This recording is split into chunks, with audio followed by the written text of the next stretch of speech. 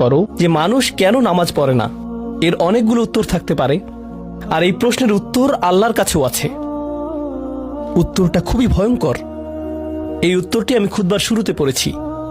তিনি বলেন, ফালা সাদ্দাকা ওয়ালা সাল্লা ওয়ালাকিন কাযযাবা ওয়া তাওয়াল্লা। সে আসলে সত্য গ্রহণ করেনি এবং সে নামাজও পড়েনি।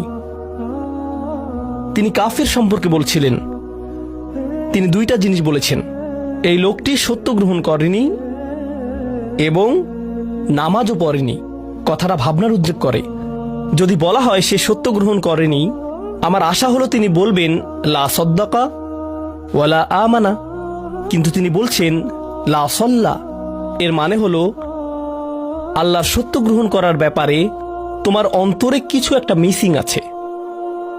না না না, বাচ্চাটা বলে আমি আল্লাহকে বিশ্বাস করি, আমি মুসলিম। হ্যাঁ,